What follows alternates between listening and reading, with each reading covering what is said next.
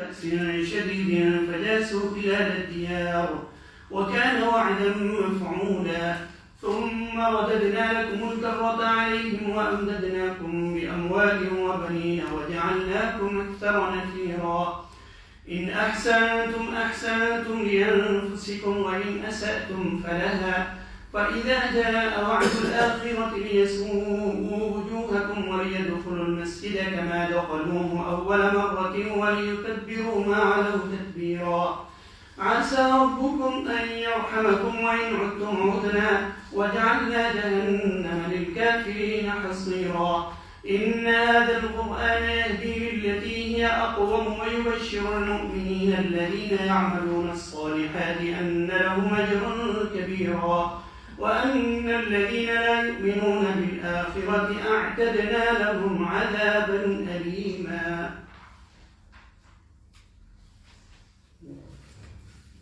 پھر ہم نے اپنی کتاب میں بنی اسرائیل کو اس بات پر متنبع کر دیا تھا کہ تم 2 مرتبہ زمین میں فساد عظیم برپا کرو گے اور بڑی سرکشی دکھاؤ گے. آخرکار جب ان میں سے پہلی سرکشی کا موقع پیش آیا تو اے بنی اسرائیل ہم نے تمہارے مقابلے پر ایسے بندے اٹھائے جو نہایت زور آور تھے اور وہ تمہارے ملک میں گھس کر ہر طرف پھیل گئے. یہ ایک وعدہ تھا جسے پورا ہو کر ہی رہنا تھا. اس کے بعد ہم نے تمہیں ان پر غلبے کا موقع دے دیا اور تمہیں مال اور اولاد سے مدد دی اور تمہاری تعداد پہلے سے بڑھا دی. دیکھو تم نے برائی کی تو وہ تمہارے اپنے ہی لیے برائی تھی اور برائی کی تو تمہاری اپنی ذات کے لیے برائی ثابت ہوئی. پھر جب دوسرے وعدے کا وقت آیا تو ہم نے دوسرے دشمنوں کو تم پر مسلط کیا تاکہ وہ تمہارے چہرے بگاڑ دیں اور مسجد یعنی بیت المقدس میں اسی طرح گھس دیں جس طرح پہلے دشمن گھسے تھے اور جس چیز پر ان کا حق ہے اسے تباہ کر کے رکھتے. ہو سکتا ہے اب تمہارا رب تم پر رحم کرے لیکن اگر تم نے پھر اپنی سابق روش کا اعادہ کیا تو ہم بھی پھر اپنی سزا کا اعادہ کریں گے اور کافر نعمت لوگوں کے لیے ہم نے جہنم کو قید خانہ بنا رکھا ہے. حقیقت یہ ہے کہ یہ قرآن وہ راہ دکھاتا ہے جو بہت سیدھی ہے. جو لوگ اسے مان کر بڑے کام کرنے لگے انہیں یہ بشارت دیتا ہے اور ان کے لیے بڑا اجر ہے اور جو لوگ آخرت کو نہ مانیں انہیں یہ خبر دیتا ہے کہ ان کے لیے ہم نے دردناک عذاب مہیا کر رکھا ہے. تو یہ آیات جو آپ نے سنی ہے جیسا کہ میں نے پہلے بھی اشارہ کیا کہ ان میں یہ بتایا جا رہا ہے کہ بنی اسرائیل کو آگاہ کر دیا گیا تھا یعنی انبیاء کے ذریعے. اور بنی اسرائیل میں مسلسل انبیاء آتے رہے ہیں, کوئی ایسا وقت نہیں گزرا کوئی نبی موجود نہ ہو. تو انبیاء کے ذریعے آگاہ کر دیا گیا تھا کہ تم 2 مرتبہ فساد عظیم برپا کرو گے. کیا مطلب کہ سرکشی کرو گے, اللہ کی کتاب سے منہ موڑو گے. تو یہ فساد عظیم فرمایا جب برپا کرو گے تو ہم تمہیں سزا دیں گے 2 مرتبہ. پہلی مرتبہ کی سزا کا ذکر ہے کہ جب تم نے سرکشی کی تو ہم نے تمہارے مقابلے میں بڑے زور آور بندے بھیجے. یہ زور آور بندے کون تھے؟ مفت نصر بابل کا جو حکمران تھا اس وقت, اور اس نے پورے بیت المقدس کو تباہ کر دیا, مسجد اقصی کو تباہ کر دیا اور بنی اسرائیل کو غلام بنا کر وہ بابل میں لے آیا. پھر اس کے بعد اللہ تعالیٰ نے دوبارہ ان کو موقع دیا, دوبارہ رہائی ملی, پھر واپس آئے, پھر مسجد تعمیر کی اور اس کے بعد پھر سرکشی شروع ہو گئی. اور پھر دوسری سرکشی جو ہے وہ ایسی سرکشی تھی کہ جس سے پہلے حجت اللہ تعالیٰ نے پوری کر دی تھی. ایسی حجت کے جس کی مثال لکھی تھی وہ یہ کہ حضرت عیسیٰ کی بغیر باپ کے پیدائش, حضرت عیسیٰ کا بچپن میں گفتگو کرنا, ماں کی گود میں یہ اعلان کرنا کہ میں اللہ کا رسول ہوں, اور پھر ایسے ایسے معجزات جو کسی کو عطا نہیں کیے گئے وہ حضرت عیسیٰ کے ذریعے ان کو دکھلائے گئے. اور پھر بھی انہوں نے سرکشی کی اور اپنے خیال میں حضرت عیسیٰ کو گویا کہ انہوں نے کہا کہ ہم نے پھانسی دے دی ہے. تو اس کے بعد حضرت عیسیٰ کے بعد 70 سال بعد پھر رومیوں نے ان پہ حملہ کیا اور اسی طرح بیت المقدس کو تباہ کر دیا اور مسجد اقصی کو ختم کر دیا، یہودیوں کو قید کر دیا، لاکھوں کو قتل کیا، لاکھوں قید ہو گئے، اور پابندی لگا دی گئی کہ آئندہ کوئی یہودی بیت المقدس میں داخل نہیں ہو سکتا۔ تو جس وقت مسلمانوں نے فلسطین فتح کیا تو اس وقت یہاں عیسائیوں کی حکومت تھی، یہودیوں پہ پابندی تھی کہ کوئی یہودی یہاں داخل نہیں ہو سکتا۔ اس سے پتہ چلتا ہے کہ جب کوئی اس طرح کی سرکشی کرتا ہے تو اللہ تعالیٰ اسے سزا دیتا ہے سخت۔ تو ہماری تاریخ میں بھی اس طرح کے جو واقعات ہوئے ہیں وہ بھی گویا کہ اللہ تعالیٰ کی طرف سے سزا تھی، جیسے تتاری آئے اور دوسرے اس طرح کے لوگ۔ اس کے بعد انہیں کہا کہ ہو سکتا ہے کہ تمہارا رب تم پہ رحم کرے، یعنی رسول اللہ صلی اللہ علیہ وسلم کی باسط کے وقت اگر آپ ایمان لے آؤ تو تمہارا رب تم پہ رحم کر دے گا، لیکن اگر نہیں کفر کرو گے تو پھر جہنم کو ہم نے باڑا بنا رکھا ہے کافروں کے لیے۔ پھر قرآن کے بارے میں بتایا کہ قرآن اس راستے کی طرف رہنمائی کر رہا ہے جو سیدھا راستہ ہے۔ تو یہ ہے اہم آیات جو آپ نے سنی ان کی تشریح۔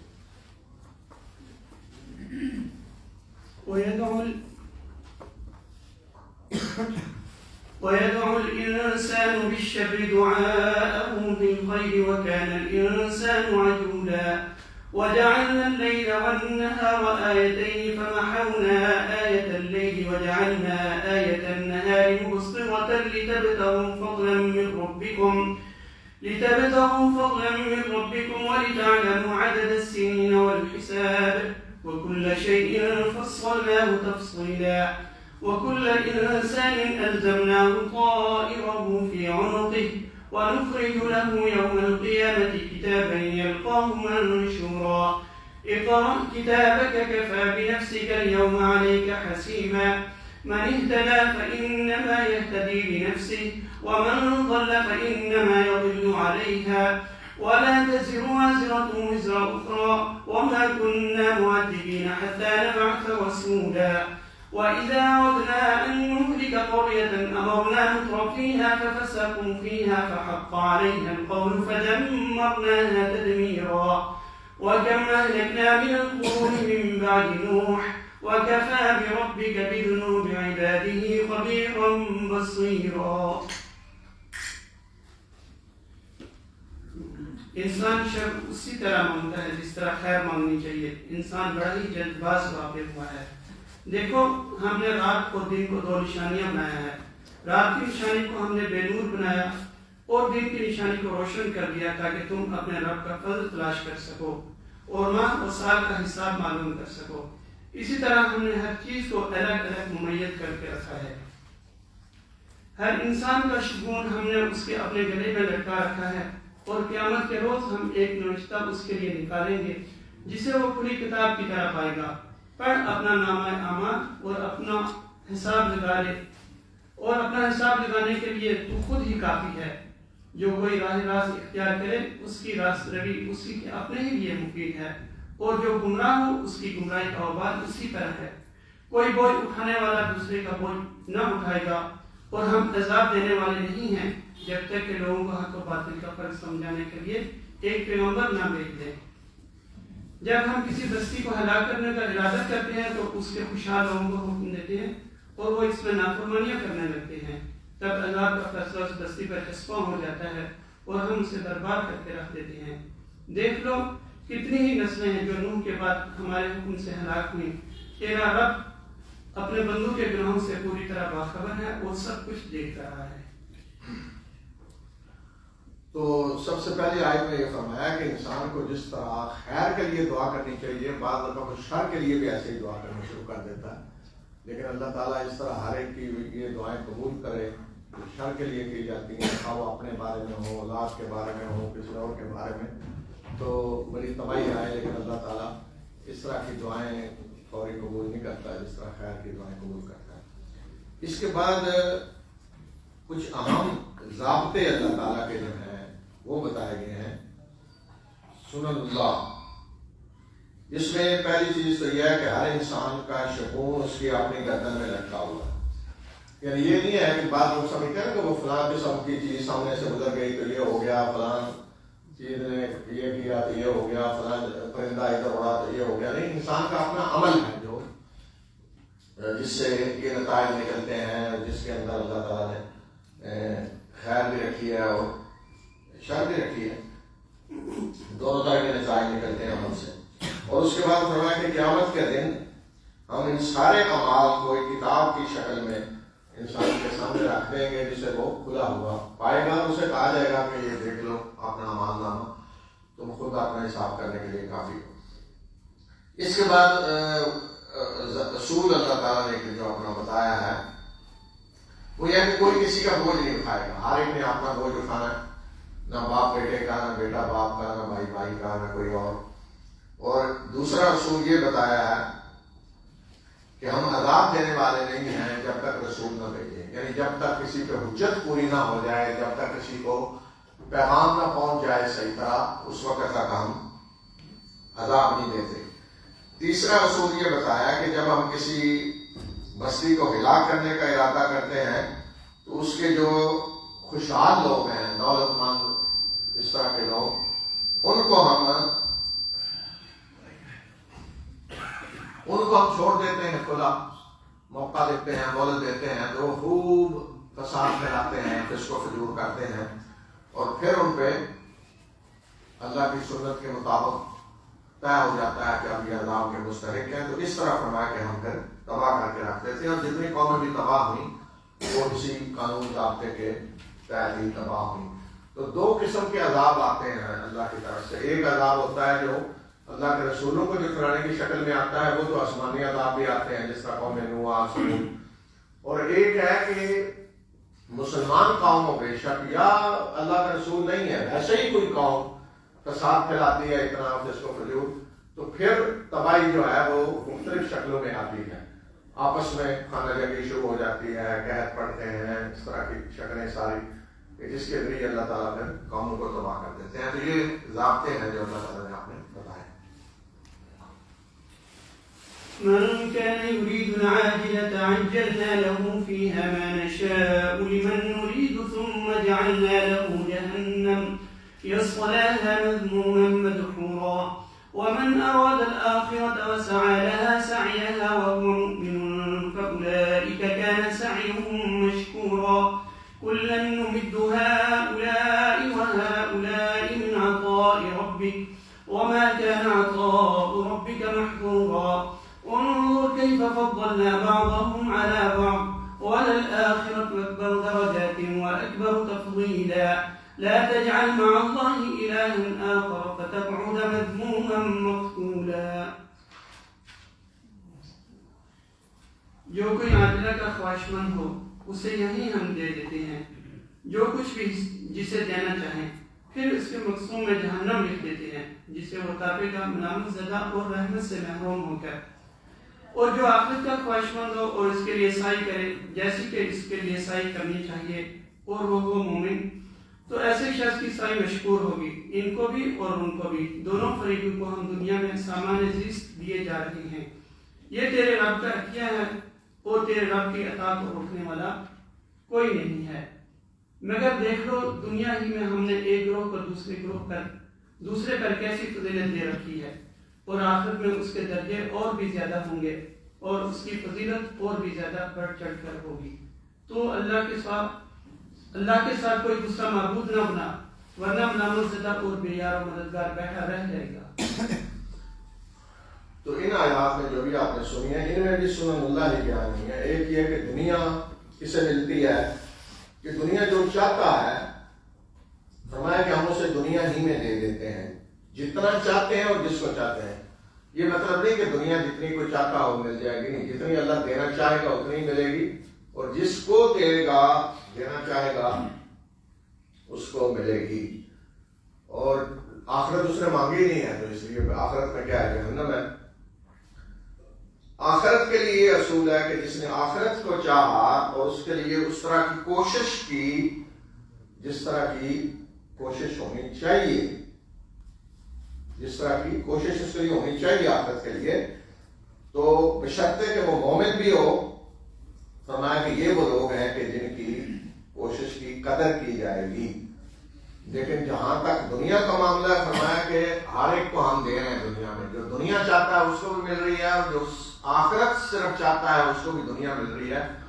دنیا میں اللہ ہر ایک کو دے رہا ہے. یہ مطلب نہیں ہے کہ جو آخرت کا طلبگار ہے اسے دنیا نہیں ملے گی. دنیا تو دے گا, اللہ ہر ایک کو دے گا, لیکن آخرت صرف اسے ملے گی جو اس کے لیے کوشش کرے گا.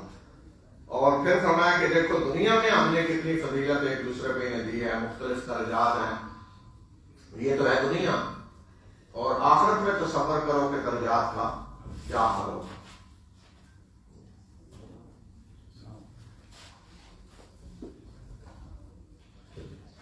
وقضى ربك ألا تعبدوا إلا إياه وبالوالدين إحسانا إما يبلغن عندك الكبر أحدهما أو كلاهما فلا تقل لهما أف ولا تنهرهما وقل لهما قولا كريما واخفض لهما جناح الذل من الرحمة وقل رب ارحمهما كما ربياني صغيرا ربكم أعلم بما في نفوسكم إن تكونوا صالحين فإنه كان للأوابين غفورا وآت ذا القربى حقه والمسكين وابن السبيل ولا تبذر تبذيرا إن المبذرين كانوا إخوان الشياطين وكان الشيطان لربه كفورا وإما تعرضن عنهم ابتغاء رحمة من ربك ترجوها فقل لهم قولا ميسورا ولا تجعل يدك مغلولة إلى عنقك ولا تبسطها كل البسط فتقعد ملوما محسورا إن ربك يبسط الرزق لمن يشاء ويقدر إنه كان بعباده خبيرا بصيرا. تیرے رب نے فیصلہ کر دیا ہے کہ اس کے سوا کسی کی عبادت نہ کرو, یعنی لا الہ الا اللہ, کہ اللہ کے سوا کوئی معبود حقیقی نہیں. یہ فرمایا فیصلہ ہے اللہ کا, اس کے سوا کسی کی عبادت نہیں ہو سکتی. باقی سب اس کی مخلوق ہے, تو مخلوق میں سے کسی کی اگر کوئی عبادت کرے گا تو یہ شرک ہے, اور شرک جو ہے اس کو قرآن نے ظلم عظیم قرار دیا. اس کے بعد ہے والدین جن کا سب سے زیادہ احسان ہوتا ہے بندے پہ. تو فرمایا کہ ان کی عبادت نہیں ہوگی بلکہ ان کے ساتھ بہترین سلوک ہوگا. احسان, بہترین سلوک. اور اس کی ایک مثال دی کہ اگر ان میں سے کوئی ایک یا دونوں بڑھاپے کو پہنچ جاتے ہیں تمہارے سامنے تو اف تک نہ کہو. اف کیا ہے, بیداری کا اظہار نہ کرو ان سے, اور اس کے بعد اس طرح بن جاؤ کہ جیسے بادل رحمت ایسے پھیلائے ہوئے ہاتھوں میں ان کے سامنے, اور دعا کرو کہ اے میرے رب ان پہ رحم فرما جس طرح انہوں نے بچپن میں مجھے پالا. تو والدین کی خدمت قدر تب ہی ہوتی ہے کہ جب ان کی جو قربانیاں ہیں ان کو یاد رکھا جائے جو انہوں نے بچپن میں پالتے ہوئے دی ہیں. اف بیداری, اور دوسرا یہ کہ جھکنا. بیداری کے بعد دوسرا مرحلہ آتا ہے, نہ بیداری کا اظہار کرو نہ جھکو. اس کے بعد فرمایا کہ جو کچھ تمہارے دلوں میں ہے اس کو بھی اللہ جانتا ہے. اگر نیکوکار ہو تو اللہ تعالیٰ رجوع کرنے والوں کو, توبہ کرنے والوں کو بخشنے والا ہے. پھر قرابت دار ہیں, ان کو فرمایا کہ قرابت داروں کو ان کا حق دو, مسکین کو دو, مسافر, اور مال ایسے فضول خرچی میں نہ اڑاؤ. اس لیے کہ جو آدمی فضول خرچی میں پڑ جائے تو اس کے پاس کچھ بچتا نہیں کسی کو دینے کے لیے, خرچ کرنے کے لیے. تو اس لیے فرمایا کہ فضول خرچ جو ہے وہ شیطان کے بھائی ہیں. اس لیے کہ فضول خرچ ہر وقت اللہ کی ناشکری کرتا رہتا ہے, وہ شکر ادا نہیں کرتا کہ اللہ نے مجھے بہت دیا, بلکہ ہر وقت یہی سمجھتا ہے, کہتا رہتا ہے کہ میرے پاس کچھ نہیں ہے. اور قرابت داروں کو دینے کے بارے میں فرمایا کہ اگر کوئی قرابت دار یا سوال کرنے والا آتا ہے اور ان سے اعراض کرنا پڑتا ہے, یعنی آدمی نہیں دے سکتا, تو اس وقت بھی اچھی بات کہو. لیکن یہاں فرمایا کہ اپنے رب کی رحمت کی امید تم رکھتے ہو, یعنی نہیں ہے ابھی لیکن امید رکھتے ہو کہ اللہ دے گا. تو اس کا مطلب یہ ہے کہ اگر کسی کے پاس نہیں ہے تو اسے امید رکھنی چاہیے کہ اللہ مجھے دے گا اور خوشحال کرے گا. اور فضول خرچی ایک طرف ہے, دوسری طرف ہمیں کہ بخل اپنے ہاتھوں کو اس طرح نہ باندھ لو گردن سے کہ بالکل آدمی بخیل بن کر رہ جائے اور نہ کھلا چھوڑ دو تو فضول خرچی کرو. تو ان کے درمیان کا راستہ بندے کو اختیار کرنا چاہیے کہ نہ بخل ہو اور نہ فضول خرچی ہو. اور بتایا کہ تمہارا رب جس کے لیے چاہتا ہے رزق کشادہ کرتا ہے اور جس کے لیے چاہتا ہے تنگ کر دیتا ہے.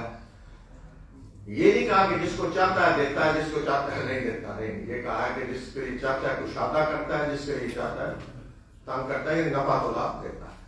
تو رزق اللہ ہر ایک کو دے رہا ہے. یہ نہیں کہ کسی کو دے گا کسی کو نہیں دے گا. اس لیے اس نے پیدا کیا ہے ہر ایک کو رزق دے گا. اور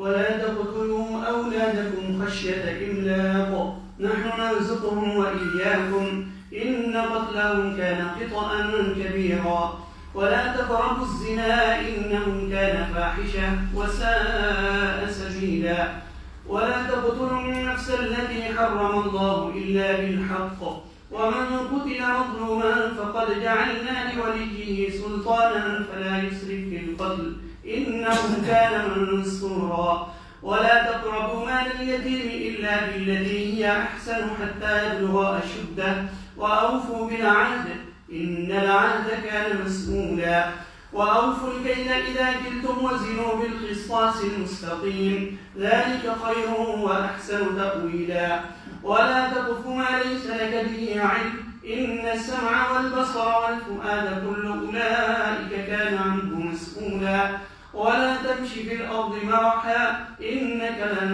تخرق الأرض ولن تبلغ الجبال طولا كل ذلك كان سيئه عند ربك مكروها ذلك مما أوحى إليك ربك من الحكمة ولا تجعل مع الله إلها آخر فتلقى في جهنم ملوما مدحورا.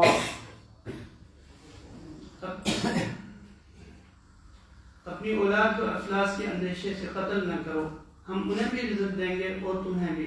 در حقیقت ان کا قتل ایک بڑی خطا ہے. زنا کے قریب نہ بھٹکو، وہ بہت برا فعل ہے اور بڑا ہی برا راستہ. قتل نفس کا ارتکاب نہ کرو جسے اللہ نے حرام کیا ہے مگر حق کے ساتھ. اور جو شخص مظلومانہ قتل کیا گیا ہو اس کے ولی کو ہم قصاص کے مطالبے کا حق عطا کیا ہے. بس چاہیے کہ وہ قتل میں حد سے نہ گزرے، اس کی مدد کی جائے گی. مال یتیم کے پاس نہ بھٹکو مگر احسن طریقے سے، یہاں تک کہ وہ اپنے شباب کو پہنچ جائے. عہد کی پابندی کرو، بے شک عہد کے بارے میں تم کو جواب دہی کرنی ہوگی. پیمانے سے دو تو پورا بھر کر دو اور تولو تو ٹھیک ترازو سے تولو. یہ اچھا طریقہ ہے اور بہرحال انجام بھی یہی بہتر ہے. کسی ایسی چیز کے پیچھے نہ لگو جس کا تمہیں علم نہ ہو. یقیناً آنکھ، کان اور دل سبھی کی بات درست ہونی ہے. زمین میں اکڑ کر نہ چلو، تم نہ زمین کو پھاڑ سکتے ہو نہ پہاڑوں کی بلندی کو پہنچ سکتے ہو. ان امور میں سے ہر ایک کا برا پہلو تیرے رب کے نزدیک ناپسندیدہ ہے. یہ وہ حکمت کی باتیں ہیں جو تیرے رب نے تم پر وحی کی ہیں. اور دیکھو اللہ کے ساتھ کوئی دوسرا معبود نہ بنا بیٹھ ورنہ تو جہنم میں ڈال دیا جائے گا ملامت زدہ اور بہلائی سے محروم ہو کر. تو یہ آیات جو ابھی آپ نے سنی ہیں ان میں ساری اہم باتیں وہ بتائی گئی ہیں کہ جو قبائل میں سے ہیں جن سے اللہ تعالیٰ نے روکا ہے. ایک تو یہ کہ اولاد کو فقر و فاقہ کے ڈر سے قتل نہ کرو. آپ بیٹیوں کو خاص طور پہ قتل کرتے تھے کہ انہیں کھلائیں پلائیں گے کہاں سے. تو فرمایا کہ نحن نرزقهم وإياكم، ہم انہیں بھی رزق دیں گے تو تمہیں بھی. یہ نہیں کہا تمہیں بھی دیں گے انہیں بھی نہیں، تو انہیں پہلے اور بعد میں تمہیں. کہ ان کا قتل بہت بڑی غلطی تھی. زنا کبیرہ گناہ میں سے ہے، بے حیائی ہے، اس کے قریب نہ جاؤ. کسی ایسی جان کو قتل نہ کرو جس کا قتل اللہ نے حرام کیا ہے.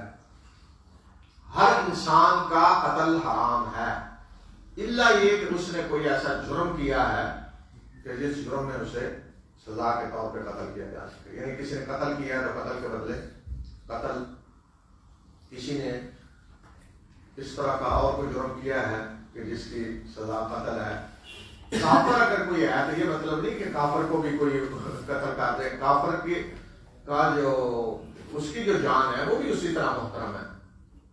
کافر بھی صرف اس وقت قتل ہوگا جب وہ میدان جنگ میں مسلمانوں سے لڑنے کے لیے آیا، جو عام قانون ہے جنگ کا اس کے مطابق۔ یہ مطلب نہیں کہ مسلمانوں نے کوئی علاقہ فتح کیا کہ جہاں کوئی کافر نظر آیا اس کو قتل کرنا شروع کر دو، یا جس طرح آج بعض پاگل لوگوں کا خیال ہے کہ کافر جو ہیں وہ ہر کافر واجب القتل ہے۔ استغفر اللہ۔ ہر انسان کی جان کا احترام ہے سوائے حق کے۔ حق کے کیا مطلب کہ جب اس نے کچھ جرم کیا ایسا، پھر فرمایا کہ جو قتل کیا جائے نہ حق تو اس کے ولی کے لیے ہم نے حق دیا اس کو کس چیز کا، کہ وہ فیصلہ کرے کہ قتل کے بدلے قتل ہے یا دیت ہے یا کیا کرنا ہے، اس کا ولی فیصلہ کرے۔ حکومت کا کام ہے کہ اس کی مدد کرے۔ مال یتیم کے قریب نہ جاؤ سوائے اس کے جو بہترین طریقہ ہو، یعنی اس کو نشو و نما دینے کے لیے، یہاں تک کہ یتیم بالغ ہو جائے۔ عہد کو پورا کرنا، ناپ تول میں کمی نہ کرنا، یہ سارے قواعد ہیں جن کا ذکر یہاں کیا ہے۔ مناسب باتوں کے پیچھے نہ پڑو جن کا علم نہیں ہے۔ اللہ تعالیٰ نے بہت ساری چیزیں انسان سے پوشیدہ رکھی ہیں، تو ان کے پیچھے انسان پڑھنے کی کوشش کرتا ہے۔ وہ چاہتا ہے کہ مجھے بتایا جائے کہ کل میرے لیے کیا ہوگا، میرے لیے کیا ہے، مستقبل میرا کیا ہے، تو اس کے لیے پھر وہ مختلف ٹونے ٹوٹ کے کرتا ہے۔ تو ایسی چیزوں سے روکا ہے کہ جو چیزیں جن کا تمہیں علم نہیں ہے تو ان کے پیچھے نہ پڑو، اس لیے کہ اس سے انسان کو نقصان ہوتا ہے۔ اور زمین میں اکڑ کر نہ چلو۔ اکڑ کر چلنے کا مطلب ہے تکبر کے ساتھ زمین میں چلو۔ فرمایا کہ نہ تو اکڑ کر تم پہاڑوں کی بلندی کو پہنچ سکتے ہو، نہ زمین کو پھاڑ سکتے ہو اوپر پاؤں مار کر۔ تو یہ ساری باتیں جو ہیں ان کا برا پہلو اللہ کے ہاں ناپسندیدہ ہے، اور یہ حکیمانہ باتیں ہیں جو آپ اللہ تعالیٰ ہمارے ہیں، جو تمہارے رب نے تمہاری طرف وہی کی ہیں۔ یہ ہے ساری حکمت کی باتیں جو قرآن بتا رہا ہے۔ یہ سارے اور یہ سارے گناہ، یہ جرائم سارے قرآن پہلی دفعہ نہیں بتا رہا کہ یہ جرائم ہے، یہ کبیرہ گناہ ہے۔ تمام معاشروں میں یہ گناہ ہے، زنا ہے، قتل ہے، ناپ تول میں کمی کرنا ہے، یہ ساری چیزیں یہ تمام معاشروں میں گناہ ہیں، اور تمام معاشروں میں یہ سب چیزیں بری ہیں۔ أفأصفاكم ربكم بالبنين واتخذ من الملائكة إناثا إنكم لتقولون قولا عظيما ولقد صرفنا في هذا القرآن ليذكروا وما يزيدهم إلا نفورا قل لو كان معه آلهة كما يقولون إذا لابتغوا إلى ذي العرش سبيلا سبحانه وتعالى عما يقولون علوا كبيرا تسبح له السماوات السبع والأرض ومن فيهن وإن من شيء إلا يسبح بحمده ولكن لا تفقهون تسبيحهم إنه كان حليما غفورا وإذا قرأت القرآن جعلنا بينك وبين الذين لا يؤمنون بالآخرة حجابا مستورا وجعلنا على قلوبهم أكنة أن يفقهوه وفي آذانهم وقرا وإذا ذكرت ربك في القرآن وحده ولوا على أدبارهم نفورا نحن أعلم بما يستمعون به إذ يستمعون إليك وإذ هم نجوى إذ يقول الظالمون إن تتبعون إلا رجلا مسحورا انظر كيف ضربوا لك الأمثال فضلوا فلا يستطيعون سبيلا وقالوا أئذا كنا عظاما ورفاتا أئنا لمبعوثون خلقا جديدا قل كونوا حجارة أو حديدا أو خلقا مما يكبر في صدوركم فسيقولون من يعيدنا قل الذي فطركم أول مرة فسينغضون إليك رؤوسهم ويقولون متاه قل عسى أن يكون قريبا يوم يدعوكم فتستجيبون بحمده وتظنون إن لبثتم إلا قليلا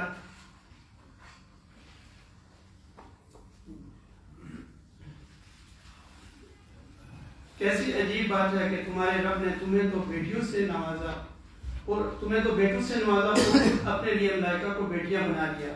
بڑی جھوٹی بات ہے جو تم لوگ زبانوں سے نکالتے ہو۔ ہم نے اس قرآن میں طرح طرح سے لوگوں کو سمجھایا کہ ہوش میں آئیں، مگر وہ حق سے اور زیادہ دور ہی بھاگے جا رہے ہیں۔ اے محمد ان سے کہو کہ اگر اللہ کے ساتھ دوسرے خدا بھی ہوتے جیسا کہ یہ لوگ کہتے ہیں تو وہ مالک عرش کے مقام پر پہنچنے کی ضرور کوشش کرتے۔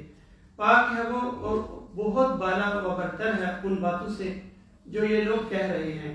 اس کی پاکی تو ساتوں آسمان اور زمین اور وہ ساری چیزیں بیان کر رہی ہیں جو آسمان اور زمین میں ہیں۔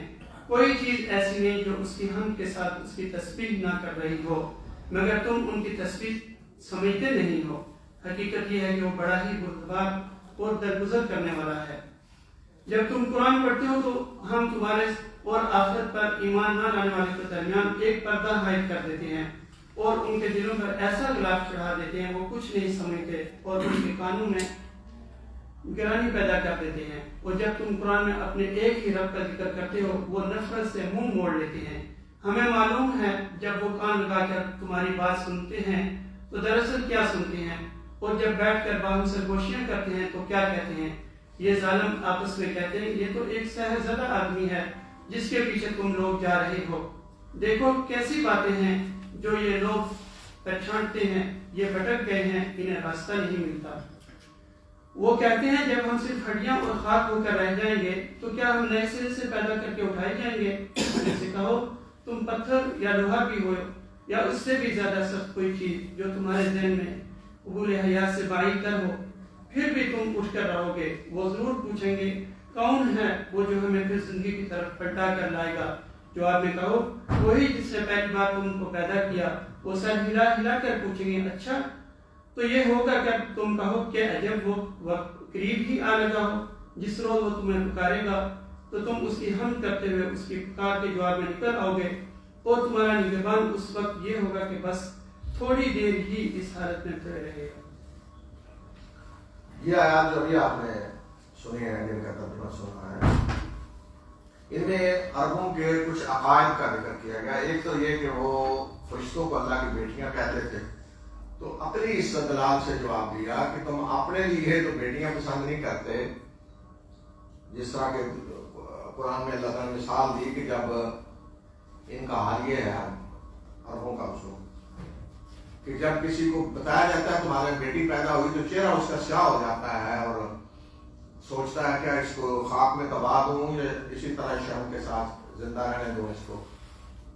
تو یہ حال ہے ان کا بیٹیوں کے بارے میں، اور اللہ کی طرف بیٹیوں کی نسبت کرتے ہیں یعنی فرشتوں کی نسبت۔ عقلی جواب دیا کہ یہ مطلب نہیں کہ اگر بیٹے اللہ کی طرف منسوب کرتے تو اچھا تھا، بیٹیاں کیوں کی ہیں۔ یہ تو عقلی طور پہ بتایا کہ ان کا حال دیکھیں کیا ہے۔ اس کے بعد الوہیت کی مثال دی ہے کہ جس طرح یہ سمجھتے ہیں کہ بہت سارے الہ ہیں، تو فرمایا کہ اگر اللہ کے سوا کوئی اور الہ بھی ہوتے اختیار رکھنے والے آسمان و زمین میں تو سب چڑھ دوڑتے اکٹھے ہو کر حملہ کر دیتے اللہ پہ یا آپس میں لڑ پڑتے، لیکن ایسی کوئی چیز ہے کہیں کہ کسی کے پاس کوئی اختیار نظر آتا ہو۔ اسی لیے دیکھیں نہیں لوگوں کے یہاں جب بہت سارے الہ ہیں تو ان کی کہانیاں کیا ہیں، تو ان کی لڑائیاں ہو رہی ہیں، فلاں نے فلاں کو مار دیا، فلاں کو مار دیا۔ تو یہاں تو پوری کائنات گواہی دے رہی ہے کہ اس کا خالق صرف اور صرف ایک ہے اور سارے اختیارات اسی کے پاس ہیں۔ پھر قرآن کے بارے میں بتایا کہ ان کا حال یہ ہے کہ جب آپ قرآن پڑھتے ہیں تو ان کا حال یہ ہے کہ گویا کہ ان کے کان بہرے ہیں اور انہیں کوئی چیز سنائی نہیں دیتی، گویا کہ کوئی پردہ حائل ہے۔ اور ظالم اس وقت یہ کہتے ہیں کہ تم تو ایک مشہور آدمی کی پیروی کر رہے ہو، یعنی رسول اللہ صلی اللہ علیہ وسلم کو کہتے ہیں کہ ان پہ کسی نے جادو کیا ہوا ہے اور یہ جادو کا اثر ہے سارا کچھ جو ہو رہا ہے۔ تو اس طرح کی مثالیں جو رسول اللہ علیہ وسلم کے بارے میں دے رہے۔ پھر آخرت کے بارے میں بتایا کہ جو یہ سمجھتے ہیں کہ دوبارہ کیسے اٹھایا جائے گا، تو فرمایا کہ اگر تم پتھر یا اس سے بھی زیادہ کوئی سخت چیز بن جاؤ جو تمہارے خیال میں بہت ہی سخت ہے، تو پھر بھی دیکھو کہ کس طرح اللہ تعالیٰ دوبارہ تمہیں کس طرح اٹھاتا ہے۔ اور پھر فرمایا کہ جب یہ کہا جاتا ہے تو کہتے ہیں کب ہوگا، تو فرمایا کہ زیادہ دور نہیں ہے، اب یہ قریب ہی ہے کہ تم اللہ کی حمد کرتے ہوئے آ جاؤ گے جب تمہیں پکارا جائے.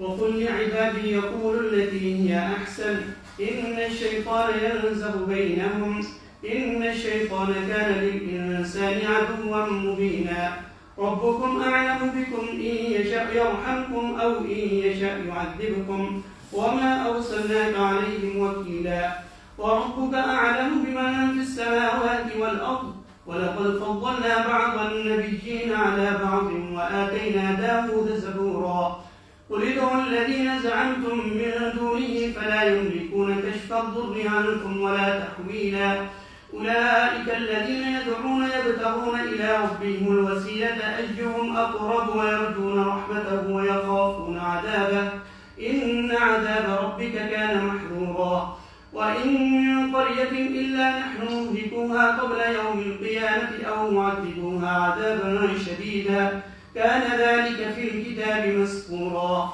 وما منعنا أن نرسل بالآيات إلا أن كذب بها الأولون وآتينا ثمود الناقة مبصرة فظلموا بها وما نرسل بالآيات إلا تخويفا وإذ قلنا لك إن ربك أحاط بالناس وما جعلنا الرؤيا التي أريناك إلا فتنة للناس والشجرة الملعونة في القرآن ونخوفهم فما يزيدهم إلا طغيانا كبيرا. اور اے محمد میرے بندوں سے کہہ دو زبان سے وہ بات نکالا کریں جو بہترین ہو. دراصل یہ شیطان ہے جو انسانوں کے درمیان فساد ڈلوانے کی کوشش کرتا ہے. حقیقت یہ ہے کہ شیطان انسان کا کھلا دشمن ہے. تمہارا رب تمہارے حال سے زیادہ واقف ہے اور وہ چاہے تم پر رحم کرے وہ چاہے تو تمہیں عذاب دے دے. اور اے نبی ہم نے تم کو لوگوں پر حوالہ دار بنا کر نہیں بھیجا. تیرا رب زمین اور آسمانوں کی مخلوقات کو زیادہ جانتا ہے. ہم نے بعض پیغمبروں کو بعض سے بڑھ کر مرتبے دیے اور ہم نے ہی داؤد کو زبور دی تھی. ان سے کہو پکار دیکھو ان معبودوں کو جن کو تم خدا کے سوا اپنا کارساز سمجھتے ہو. وہ کسی تکلیف کو تم سے نہ ہٹا سکتے ہیں نہ بدل سکتے ہیں. جن کو یہ لوگ پکارتے ہیں وہ تو خود اپنے رب کے حضور رسائی حاصل کرنے کا وسیلہ تلاش کر رہے ہیں کہ کون اس سے زیادہ قریب تر ہو جائے اور وہ اس کی رحمت کے امیدوار اور اس کے عذاب سے خائف ہیں. حقیقت یہ ہے کہ تیرے رب کا عذاب ہی ڈرنے کے لائق ہے اور کوئی بستی ایسی نہیں جسے ہم قیامت سے پہلے ہلاک نہ کریں یا سخت عذاب نہ دیں. یہ نوشتہ الہی میں لکھا ہوا ہے اور ہم کو نشانیاں بھیجنے سے نہیں روکا مگر اس بات نے کہ ان سے پہلے کے لوگ ان کو جھٹلا چکے ہیں. چنانچہ دیکھ لو سمود کو ہم نے اعلانیہ اونٹنی لا کر دی اور انہوں نے اس پر ظلم کیا. ہم نشانیاں اسی لیے تو بھیجتے ہیں کہ لوگ انہیں دیکھ کر ڈریں. یاد کرو اے محمد ہم نے تم سے کہہ دیا تھا کہ تیرے رب نے ان لوگوں کو گھیر رکھا ہے اور یہ جو کچھ ابھی ہم نے تمہیں دکھایا ہے اس کو اور اس لفظ کو جس پر قرآن میں لعنت بھیجی گئی ہے ہم نے ان لوگوں کے لیے بس ایک فتنہ بنا کر رکھ دیا. ہم انہیں تنبیہ پر تنبیہ کیے جا رہے ہیں مگر ہر تنبیہ ان کی سرکشی میں اضافہ کیے جاتی ہے. یہ آیات جو آپ نے سنی ہیں ان میں ایک تو اللہ تعالیٰ نے اپنے بندوں کو یہ ہدایت کی ہے کہ بہترین بات کہیں. جو بھی بات کہیں وہ بہترین بات ہو. شیطان یہ چاہتا ہے کہ لوگوں کے درمیان تفرقہ ڈالے. کسی کو اکسائے گا کہ اس کو گالی دو اس کو برا بھلا کہو پھر اس کو اکسائے گا کہ تم آگے ان کا جواب پتھر سے دو. اور اس کے بعد جن کو پکارتے تھے معبود ان میں سے کچھ تو ہیں جو جن کا کوئی وجود ہی نہیں تھا. کچھ ہیں جو باقی اللہ کے نیک بندے تھے ان کو بھی معبود بنا دیا جاتا ہے. جس طرح حضرت عیسیٰ کو اللہ کا بیٹا بنا دیا گیا. تو یہ فرمایا کہ یہ جنہیں آج پکار رہے ہیں تو ان کا تو اپنا حال یہ ہے کہ وہ تو خود اللہ کے قرب کا ذریعہ تلاش کرتے ہیں اور اس کی رحمت کی امید رکھتے ہیں. وسیلہ کا کیا مطلب ہوتا ہے کہ کسی کے قرب کا ذریعہ تلاش کرنا یعنی یہ دیکھنا کہ یہ آدمی کس چیز سے خوش ہوتا ہے.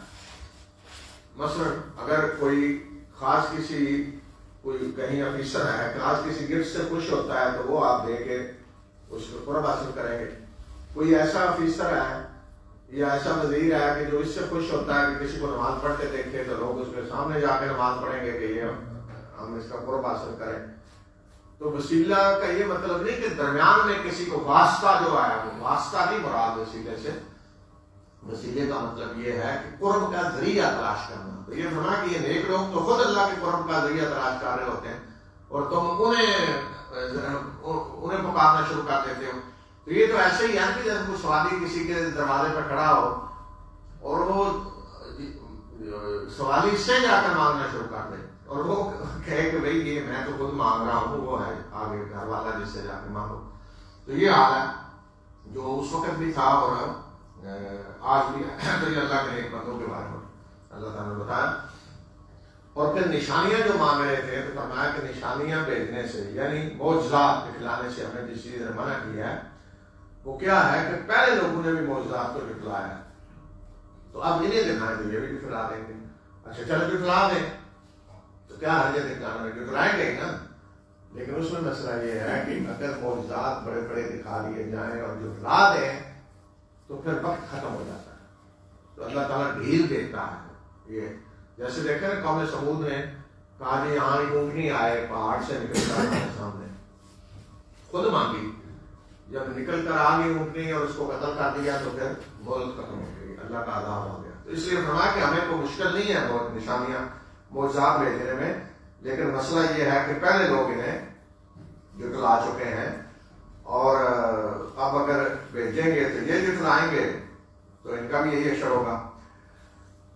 اس کے بعد دو اور چیزوں کا بھی آیت میں ذکر ہے. ایک تو یہ کہ رسول اللہ صلی اللہ علیہ وسلم کا معراج پہ جانا، رویا سے مرادیاں یہ ہے جو چیزیں اللہ نے دکھلائی معراج پہ، وہ جب آپ نے بتائیں تو اس کا مذاق اڑانے لگے اسراء و معراج کا سارا. دوسرا یہ کہ جب قرآن میں زقوم کے درخت کا ذکر ہوا تو اس کا بھی مذاق اڑانے لگے کہ یہ دیکھیں یہ کیسا درخت ہے جو آگ میں پیدا ہوتا ہے. تو یہ فرمایا کہ ہم نے ان چیزوں کو ان کے لیے ایک آزمائش بنا کے رکھ دیا ہے کہ یہ تاکہ مذاق اڑائیں اور تاکہ پھر اللہ کے قانون کی گرفت میں آئیں. تو اس کا مطلب ہے کہ امتحان کے لیے اللہ تعالیٰ نے کچھ چیزیں ایسی رکھی ہوتی ہیں کہ جن کے ذریعے اللہ تعالیٰ لوگوں کو آزمائش میں ڈالتا ہے، دیکھتا ہے کہ وہ کیا رویہ اختیار کرتے ہیں.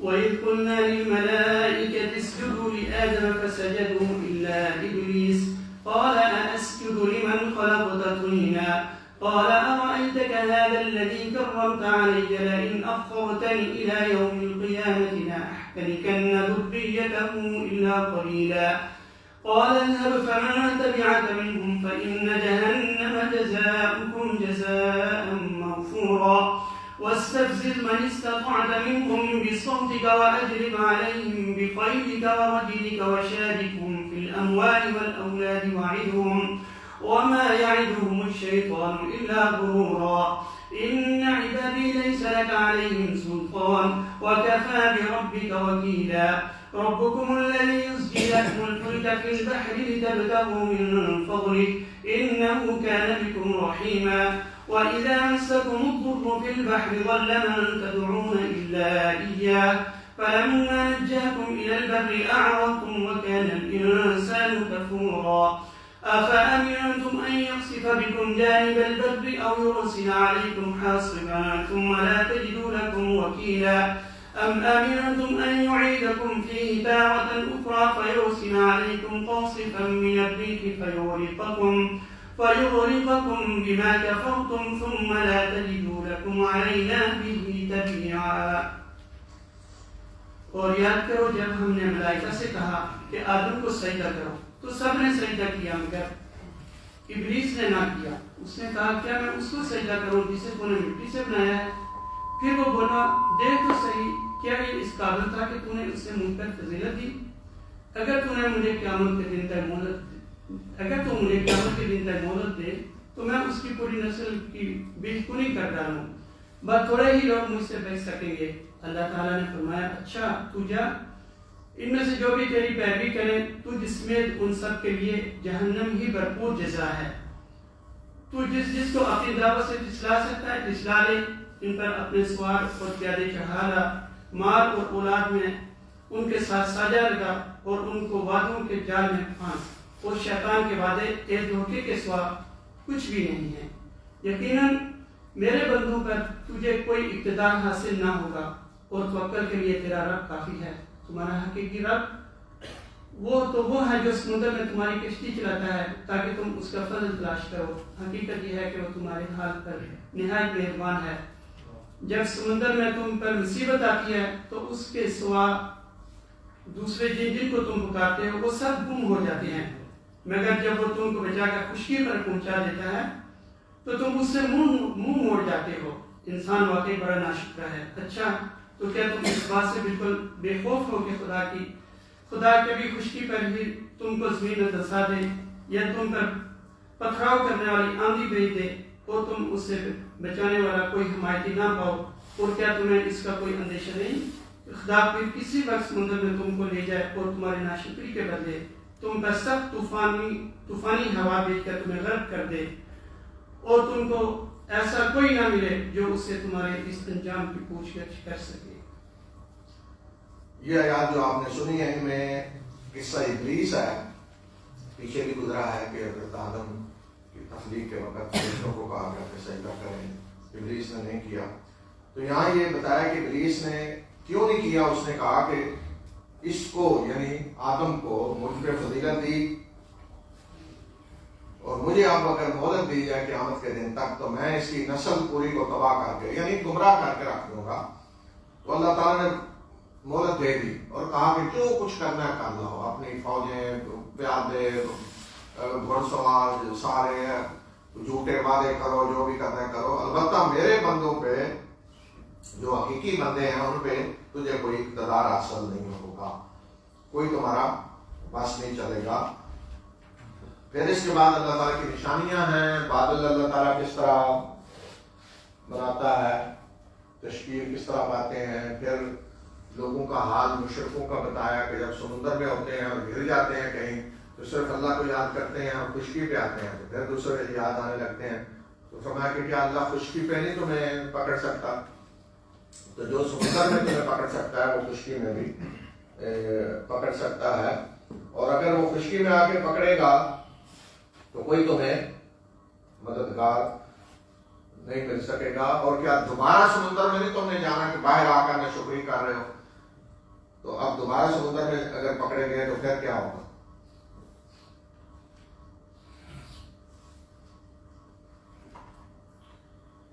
وَلَقَدْ كَرَّمْنَا بَنِي آدَمَ وَحَمَلْنَاهُمْ فِي الْبَرِّ وَالْبَحْرِ وَرَزَقْنَاهُم مِّنَ الطَّيِّبَاتِ وَفَضَّلْنَاهُمْ عَلَىٰ كَثِيرٍ مِّمَّنْ خَلَقْنَا تَفْضِيلًا يَوْمَ نَدْعُو كُلَّ أُنَاسٍ بِإِمَامِهِمْ فَمَنْ أُوتِيَ كِتَابَهُ بِيَمِينِهِ فَأُولَٰئِكَ يَقْرَءُونَ كِتَابَهُمْ وَلَا يُظْلَمُونَ فَتِيلًا وَمَنْ كَانَ فِي هَٰذِهِ أَعْمَىٰ فَهُوَ فِي الْآخِرَةِ أَعْمَىٰ وَأَضَلُّ سَبِيلًا وَإِن كَادُوا لَيَفْتِنُونَكَ عَنِ الَّذِي أَوْحَيْنَا إِلَيْكَ لِتَفْتَرِيَ عَلَيْنَا غَيْرَهُ وَإِذًا لَّاتَّخَذُوكَ خَلِيلًا وَلَوْلَا أَن ثَبَّتْنَاكَ لَقَدْ كِدتَّ تَرْكَنُ إِلَيْهِمْ شَيْئًا قَلِيلًا إِذًا لَّأَذَقْنَاكَ ضِعْفَ الْحَيَاةِ وَضِعْفَ الْمَمَاتِ ثُمَّ لَا تَجِدُ لَكَ عَلَيْنَا نَصِيرًا وَإِن كَادُوا لَيَسْتَفِزُّونَكَ مِنَ الْأَرْضِ لِيُخْرِجُوكَ مِنْهَا وَإِذًا لَّا يَلْبَثُونَ خِلَافَكَ إِلَّا قَلِيلًا سُنَّةَ مَن قَدْ أَرْسَلْنَا قَبْلَكَ مِن رُّسُلِنَا وَلَا تَجِدُ لِسُنَّتِنَا تَحْوِيلًا أَقِمِ الصَّلَاةَ لِدُلُوكِ الشَّمْسِ إِلَىٰ غَسَقِ اللَّيْلِ وَقُرْآنَ الْفَجْرِ إِنَّ قُرْآنَ الْفَجْرِ كَانَ مَشْهُودًا وَمِنَ اللَّيْلِ فَتَهَجَّدْ بِهِ نَافِلَةً لَّكَ عَسَىٰ أَن يَبْعَثَكَ رَبُّكَ مَقَامًا مَّحْمُودًا وَقُل رَّبِّ أَدْخِلْنِي مُدْخَلَ صِدْقٍ وَأَخْرِجْنِي مُخْرَجَ صِدْقٍ وَاجْعَل لِّي مِن لَّدُنكَ سُلْطَانًا نَّصِيرًا وَقُلْ جَاءَ الْحَقُّ وَزَهَقَ الْبَاطِلُ إِنَّ الْبَاطِلَ كَانَ زَهُوقًا وَنُنَزِّلُ مِنَ الْقُرْآنِ مَا هُوَ شِفَاءٌ وَرَحْمَةٌ لِّلْمُؤْمِنِينَ وَلَا يَزِيدُ الظَّالِمِينَ إِلَّا خَسَارًا۔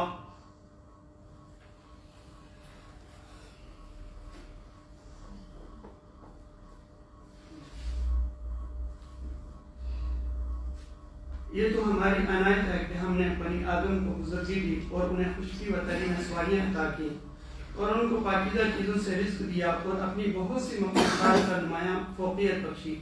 پھر خیال کرو اس دن کا جبکہ ہم ہر انسانی گروہ کو اس کے پیشوا کے ساتھ بلائیں گے. اس وقت جن لوگوں کو ان کا نامہ اعمال سیدھے ہاتھ پہ دیا گیا وہ اپنا کارنامہ پڑھیں گے اور ان پر ذرا بر ظلم نہ ہوگا.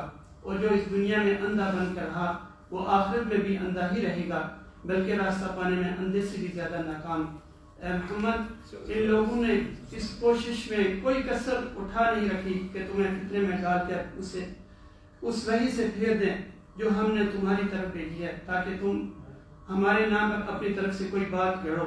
اگر تم ایسا کرتے تو وہ ضرور تمہیں اپنا دوست بنا لیتے اور بعید نہ تھا کہ اگر تمہیں مضبوط نہ رکھتے تو تم ان کی طرف کچھ نہ کچھ جھک جاتے. لیکن اگر تم ایسا کرتے تو ہم تمہیں دنیا میں بھی دوسرے عذاب کا مزہ چکھاتے اور آخرت میں بھی دوہرے عذاب کا. پھر ہمارے مقابلے میں تم کوئی مددگار نہ پاتے. اور یہ لوگ اس بات پر تلے رہے ہیں کہ تمہارے قدم اس سرزمین سے اکھاڑ دیں اور تمہیں یہاں سے نکال باہر کریں. لیکن اگر یہ ایسا کریں گے تو تمہارے بعد یہ خود یہاں کچھ زیادہ دیر تک نہ ٹھہر سکیں گے. یہ ہمارا مستقل طریقہ کار ہے جو ان سب رسولوں کے معاملے میں ہے ہم نے برتا ہے جنہیں تم سے پہلے ہم نے بھیجا تھا اور ہمارے طریقہ کار میں تو کوئی تغیر نہ پاؤ گے. نماز قائم کرو زوال آفتاب سے لے کر اندھیرے تک اور فجر سے قرآن کا انتظام کرو کیونکہ قرآن فجر مشہور ہوتا ہے. اور رات کو تہجد پڑھو یہ تمہارے لیے نفل ہے. بعید نہیں کہ تمہارا رب تمہیں مقام محمود پر فائز کر دے. اور دعا کرو پروردگار مجھ کو یہاں بھی تو لے جا سچائی کے ساتھ لے جا اور جہاں سے بھی نکال سچائی کے ساتھ نکال اور اپنی طرف سے ایک اقتدار کو میرا مددگار بنا دے. اور اعلان حق کر دو حق آ گیا اور باطل مٹ گیا باطل تو مٹنے ہی والا ہے.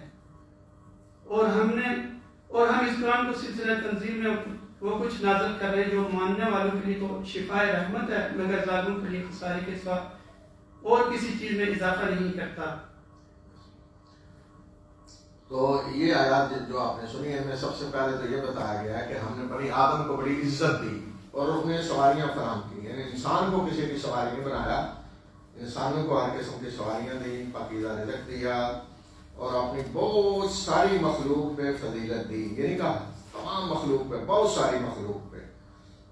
اور دوسرا رسول یہ بتایا کہ قیامت کے دن سب لوگوں کو ان کے لیڈروں کے ساتھ بلایا جائے گا. یعنی جو کسی کی پیروی کرے گا اسی کے پیچھے وہ لگ کر آئے گا. پھر جو سازشیں رسول اللہ صلی اللہ علیہ وسلم کے خلاف کی جا رہی تھی وہ فرمایا کہ اگر ہم آپ کو ثابت قدم نہ رکھتے تو یہ چاہتے تھے کوئی تھوڑا سا رجحان ان کی طرف ہو جائے, یعنی ان کی کچھ بات مان لیں, کچھ لو ہو جائے. اور بتایا کہ یہ آپ کے قدم اکھاڑنا چاہتے ہیں اس سرزمین سے یعنی مکہ سے, لیکن اگر آپ کو یہ نکالیں گے تو پھر یہ خود بھی پیچھے زیادہ دیر نہیں رہ سکیں گے. یہی اللہ کی سنت ہے. نماز کے بارے میں بتایا, نماز کے اوقات قرآن میں اس طرح نہیں بتائے گئے جس طرح آج ہم نماز پڑھتے ہیں. یہ رسول اللہ صلی اللہ علیہ وسلم نے متعین کیے ہیں. قرآن میں صرف اشارے ہیں, مثلا نماز قائم کریں فلاں وقت سے فلاں وقت تک فلاں سے فلاں, سورج غروب ہونے کے بعد یا سورج طلوع ہونے سے پہلے. تو اس سے پتہ چلتا ہے کہ جو دین ہے وہ صرف قرآن میں نہیں ہے بلکہ رسول اللہ صلی اللہ علیہ وسلم نے عملی طور پہ بتایا سارا. تو خصوصاً نماز آپ دیکھیں وضو کا طریقہ ہے پورا قرآن میں, وضو کیسے کرنا ہے شروع سے آخر تک وضو کے فرائض بتائے گئے ہیں, لیکن نماز کے فرائض وہ قرآن میں نہیں بتایا گیا. پورا طریقہ جس طریقے سے ہم نماز پڑھتے ہیں قرآن میں بتایا گیا نہیں, رسول اللہ صلی اللہ علیہ وسلم نے بتایا ہے عملی طور پہ. رکھتے کتنی ہے نماز کی, رسول اللہ صلی اللہ علیہ وسلم نے خود عملی طور پہ پڑھ کر دکھلائی ہے. تو نماز کے ٹائم ہے تہجد وہ نماز ہے جو رات کے آخری حصے میں پڑھی جاتی ہے, لیکن اس کے لیے کچھ سو کر اٹھنا شرط نہیں. اگر کوئی جاگ رہا ہے تو وہ ایسے بھی پڑھ سکتا ہے. اور نبی صلی اللہ علیہ وسلم کے لیے فرمایا کہ آپ کے لیے نفل ہے. نفل کا مطلب یہ ہے کہ زائد چیز, فرض جو اللہ نے لازمی قرار دیا, نفل جو ایک زائد چیز ہے. اور مقام محمود یہ رسول اللہ صلی اللہ علیہ وسلم نے فرمایا کہ ایسا مقام ہوگا, ایسا مرتبہ कि जिस पे मुझे फायज किया जाएगा। और महमूद का मतलब यह है कि जिसकी तारीफ की जाए, यानी सब तारीफें कर रहे होंगे कि कितना ये आला मुकाम व मर्तबा है। फिर हिजरत की दुआ है, क्या मेरे रब मुझे इज्जत के साथ निकाल और इज्जत के साथ दाखिल कर, और मेरे लिए इक़्तिदार को मददगार बना दे। इक़्तिदार ही से दीन गालिब होता है, और इक़्तिदार ही से दीन गालिब हुआ। और ये दुआ सिखलाई गई कि दुआ करें कि हक आ गया और बातिल खत्म हो गया। तो बातिल उसी वक्त तक होता है जब हक नहीं आता। जब हक आ जाता है तो फिर बातिल नहीं ठहर सकता। कुरान को बताया कि वो रहमत है मोमिनों के लिए, और जालिम जो है उनके खसारे ही में इजाफा होता है। कुरान को सुनो।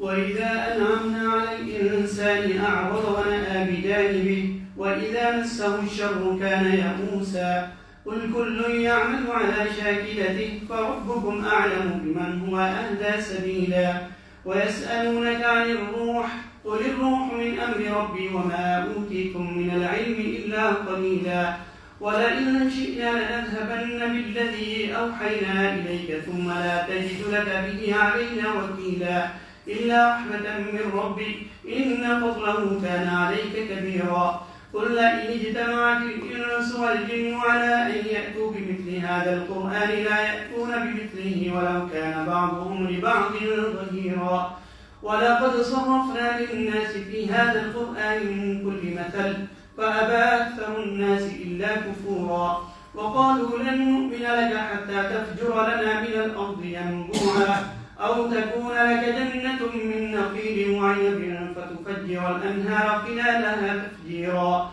أو تسقط السماء كما زعمت علينا كسفا أو تأتي بالله والملائكة قبيلا أو يكون لك بيت من زخرف أو ترقى في السماء ولن نؤمن لرقيك حتى تنزل علينا كتابا نقرأه قل سبحان ربي هل كنت إلا بشرا رسولا وما منع الناس أن يؤمنوا إذ جاءهم الهدى إلا أن قالوا أبعث الله بشرا رسولا قل لو كان في الأرض ملائكة يمشون مطمئنين لنزلنا عليهم من السماء ملكا رسولا قل كفى بالله شهيدا بيني وبينكم إنه كان بعباده خبيرا بصيرا ومن يهد الله فهو المهتد ومن يضلل فلن تجد لهم أولياء من دونه ونحشرهم يوم القيامة على وجوههم عميا وبكما وصما مأواهم جهنم كلما خبت زدناهم سعيرا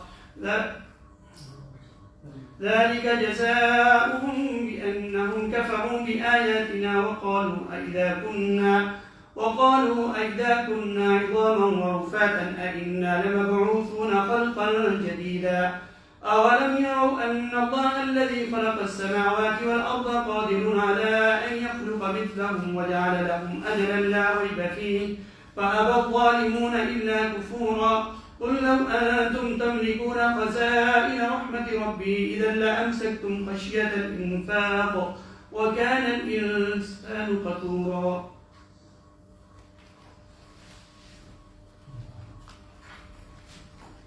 इंसान का हाल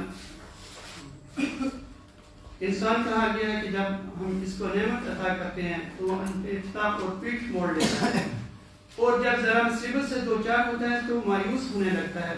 नबी इन लोगों से कह दो हर एक अपने तरीके पर अमल कर रहा है, अब ये तुम्हारा रब ही बेहतर जानता है कि सीधी राह पर कौन है।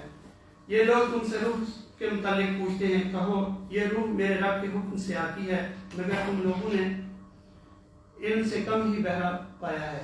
और ऐ मोहम्मद हम चाहें तो वो सब कुछ तुमसे छीन लें और जो हमने वही के जरिया से तुमको अता किया है, फिर तुम हमारे मुकाबले में कोई हमायती ना पाओगे जो इसे वापस दिला सके। ये तो जो कुछ तुम्हें मिला है तुम्हारे रब की रहमत से मिला है, हकीकत यह है कि इसका फजल तुम पर बहुत बड़ा है। कह दो अगर इंसान और जिन सब के सब मिलकर इस कुरान जैसी कोई चीज लाने की कोशिश करें तो न ला सकेंगे, चाहे वो सब एक दूसरे के मददगार ही क्यों ना हो।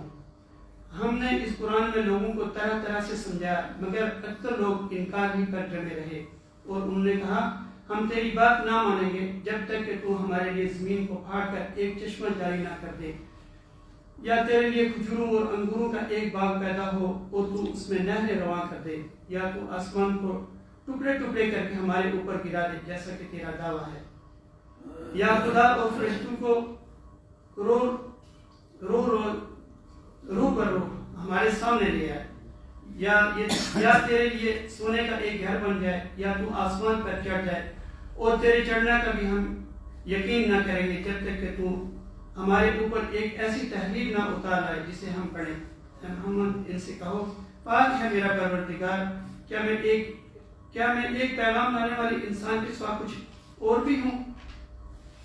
لوگوں کے سامنے جب کبھی ہدایت آتی ہے تو اس پر ایمان لانے سے ان کو کسی چیز نے نہیں روکا مگر ان کے اس قول نے کہ کیا اللہ نے بشر کو پیغمبر بنا کر بھیج دیا؟ ان سے کہو اگر زمین میں فرشتے اطمینان سے چل پھر رہے ہوتے تو ہم ضرور آسمان سے کسی فرشتے ہی کو ان کے لیے پیغمبر بنا کر بھیجتے۔ اے محمد ان سے کہو ان سے کہہ دو کہ میرے اور تمہارے درمیان بس ایک اللہ کی گواہی کافی ہے، وہ اپنے بندوں کے حال سے باخبر ہے اور سب کچھ دیکھ رہا ہے۔ جس کو اللہ نے ہدایت دے دی ہے، ہدایت پانے والا ہے، جسے وہ گمراہی میں ڈال دے تو اس کے سوا ایسے لوگوں کے لیے کوئی حامی اور ناصر نہیں پا سکتا۔ ان لوگوں کو ہم قیامت کے روز اوندے منہ کھینچ لائیں گے، اندھے گونگے اور بہرے ان کا ٹھکانہ جہنم ہے، جب کبھی اس کی آگ دھیمی ہونے لگے گی ہم اسے اور بھڑکا دیں گے۔ یہ بدلہ ہے ان کی اس حرکت کا کہ انہوں نے ہماری آیات کا انکار کیا اور کہا کہ جب ہم صرف ہڈیاں اور خاک ہو کر رہ جائیں گے تو نئے سرے سے ہم کو پیدا کر کے اٹھایا جائے گا۔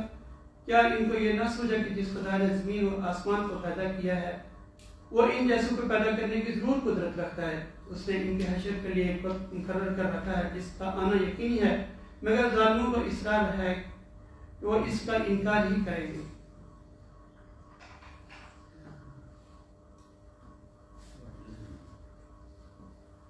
تو یہ آیات جو آپ نے سنی ہیں ان میں سب سے اے محمد ان سے کہو اگر میرے رب کی رحمت کے خزانے تمہارے قبضے میں ہوتے تو تم خرچ ہو جانے کے اندیشے سے ضرور ان کو روک رکھتے، واقعی انسان بڑا تنگ دل واقع ہوا ہے۔ یہ آیات جو آپ نے سنی ہیں ان میں یہ اصول بتایا گیا ہے حالت ملک انسان کی کہ جب اللہ انعام کرتا ہے تو منہ موڑ لیتا ہے، اور جب تکلیف آتی ہے تو اللہ کو پکارنا شروع کر دیتا ہے۔ روح کے بارے میں ہے کہ روح کے بارے میں پوچھتے ہیں، فرمایا روح میرے رب کے حکم سے ہے۔ روح سے مراد وہی بھی لی گئی ہے اور روح انسانی روح بھی ہے، دونوں مطلب ہو سکتے ہیں۔ اور فرمایا کہ تمہیں بہت کم ہی علم دیا گیا ہے۔ اور اس کے بعد رسول اللہ صلی اللہ علیہ وسلم سے جو مطالبے کیے جاتے تھے ان کا ذکر ہے کہ ہمارے لیے نہریں آپ جاری کرتے ہیں، آپ کے لیے باغ کیوں نہیں ہیں، اور آپ کا گھر سونے کا ہونا چاہیے، یا آپ آسمان پہ چڑھ کے جائیں اور ہمارے لیے لکھی ہوئی کتاب لے آئیں۔ تو فرمایا کہ انہیں جواب دیں کہ کیا میں ایک انسان اور رسول کے سوا کوئی اور بھی ہوں؟ میں نے کیا یہ دعویٰ کیا کہ میں فرشتہ ہوں؟ میں نے تو یہ کہا ہے کہ میں اللہ کا رسول ہوں اور انسان ہوں۔ اس کے بعد بتایا کہ پہلے بھی حال یہی ہوا ہے کہ لوگوں نے اللہ کے رسولوں کا انکار کیا اس وجہ سے کہ یہ تو انسان ہے، اور اس کا جواب یہ دیا کہ اگر دنیا میں فرشتے رہ رہے ہوتے تو ہم فرشتے کو رسول بنا کر بھیجتے فرشتوں کے لیے، تو جب دنیا میں انسان رہ رہے ہیں تو انسان رسول بن کر آئے گا۔ لیکن یہاں خاص طور پہ یہ فرمایا کہ فرشتے یمشون مطمئنین، اطمینان سے رہ رہے ہوتے ہیں۔ اس کا مطلب فرشتے زمین میں آتے ہیں لیکن وہ باقاعدہ زمین کے شہری نہیں ہیں۔ اسی لیے حدیث میں اکثر جو ذکر ہے کہ فرشتے آتے ہیں جاتے ہیں، ڈیوٹیاں بدلتی ہیں، یعنی مستقل شہری نہیں ہیں، وہ آتے جاتے رہتے ہیں۔ تو اگر فرشتے ہوتے تو ہم فرشتے کو رسول بنا کر بھیجتے۔ باقی ہدایت کا اصول بتایا کہ جسے اللہ ہدایت دے وہی ہدایت پانے والا ہے۔ اور اس کے بعد انسان کی حالت بتائی ہے کہ انسان کو اگر سارے زمین کے خزانے دے دیے جائیں تو پھر بھی یہ خرچ نہیں کرے گا کہ کہیں ختم نہ ہو جائے. کہ انسان تھوڑا دلا ہے بڑا، لیکن اللہ تعالیٰ ہے کہ جو خرچ کر رہا ہے. سارے خزانے اس کے پاس ہیں، خزانوں کی کنیاں اس کے پاس ہیں. لیکن انسان کے پاس اگر ہو خزانے تو ساری دنیا بھی مل جائے تو یہی سمجھے گا کہ ختم ہو جائیں گے خزانے اور وہ خرچ کرے. تو اتنا ہی آج ہم اسی پہ اتفاق کرتے ہیں.